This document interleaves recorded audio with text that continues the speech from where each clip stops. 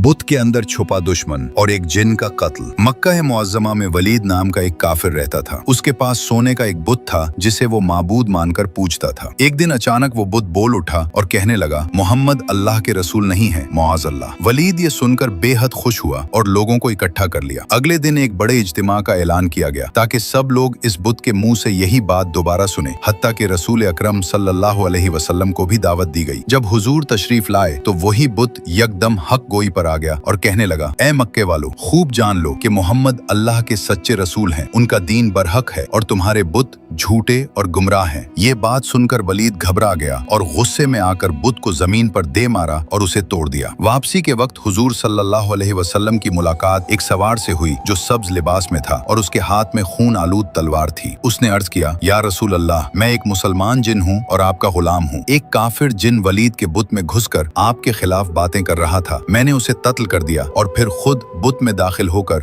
हक बयान किया। ये सुनकर हुजूर सल्लल्लाहु अलैहि वसल्लम ने खुशी का इजहार फरमाया और उस जिन के लिए दुआ फरमाई। हुजूर सल्लल्लाहु अलैहि वसल्लम सिर्फ इंसानों ही नहीं बल्कि जिन्नात के भी रसूल हैं और आपकी शान के खिलाफ इज्तिमा करना गुमराही की निशानी है। एक जासूस जिसने 10,000 का लश्कर तबाह कर दिया।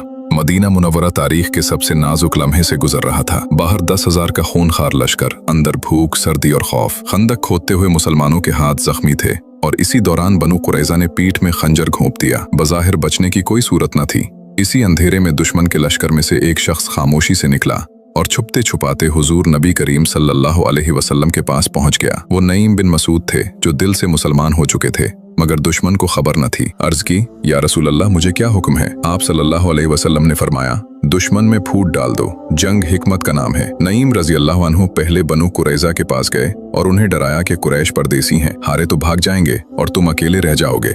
मशवरा दिया कि जब तक कुरैश के सरदार यरगमाल न मिले जंग में शामिल न होना। फिर वो अबू सुफियान के पास पहुंचे और कहा, यहूदी पिछता रहे हैं, वो तुम्हारे सरदारों को पकड़कर मुसलमानों के हवाले करना चाहते हैं। अगर जमानत मांगे तो खबरदार। जब हमले की रात आई तो यहूदियों ने सरदार मांगे। कुरैश चूक गए और दोनों एक दूसरे को गद्दार समझने लगे। इत्तेहाद टूट गया। इसी रात अल्लाह ने सख्त आंधी भेजी, खेमे उखड़ गए और दुश्मन भाग खड़ा हुआ। यूं एक सहाबी की जहानत ने बगैर तलवार चलाए 10,000 के लश्कर को शिकस्त दे दी। ये वाक़या सिखाता है कि फतह सिर्फ ताकत से नहीं, हिकमत से भी मिलती है।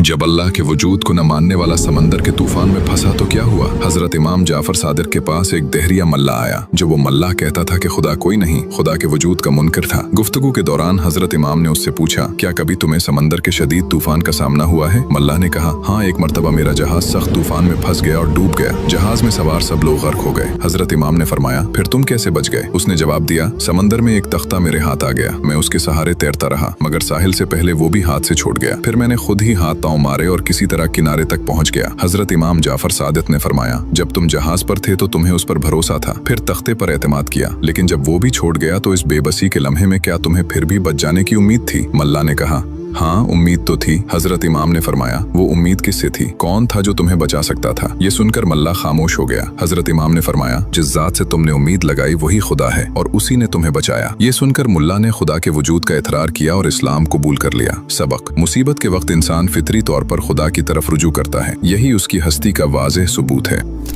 मुनाफिकों की गद्दारी और सहाबा की बेमिसाल कुर्बानी। अज़ल और कारा के चंद मुनाफिक रसूलुल्लाह सल्लल्लाहु अलैहि वसल्लम की खिदमत में हाजिर हुए और कहा कि हमारे साथ चंद मुबल्लिग भेज दीजिए ताकि हमें दीन की तालीम दें और हम शरीयत के अहकाम सीख सकें। रसूलुल्लाह ने उनकी बात पर एतमाद करते हुए 10 सहाबा किराम को उनके साथ रवाना फरमाया, जिनके सरदार हजरत आसिम बिन साबित रजी अल्लाह अन्हु थे। जब ये काफिला मकाम रजी पर पहुंचा तो उन मुनाफिकों ने अहद शिकनी की और कबीला बनु लहियान के 200 अफराद को साथ मिलाकर उन 10 सहाबा पर हमला कर दिया। इस हमले में हजरत आसिम रजी अल्लाह अन्हु और उनके साथियों में से 7 सहाबा शहीद हो गए। शहादत से पहले हजरत आसिम रजी अल्लाह अन्हु ने दुआ की कि ए अल्लाह, मैंने तेरे दीन की हिफाजत की है, अब मेरे जिस्म को दुश्मनों के हाथ न लगने देना। अल्लाह ताला ने उनकी दुआ कबूल फरमाई। जब दुश्मन उनका सर काटने के इरादे से आगे बढ़े तो अल्लाह ताला ने शहद की मक्खियों का एक बड़ा झंड भेज दिया जिसने हजरत आसिम रजी अल्लाह अन्हु के जसद मुबारक को घेर लिया और किसी को करीब न आने दिया। रात के वक्त अल्लाह ताला ने एक जबरदस्त सैलाब भेजा जो उनके जिस्म को बहा ले गया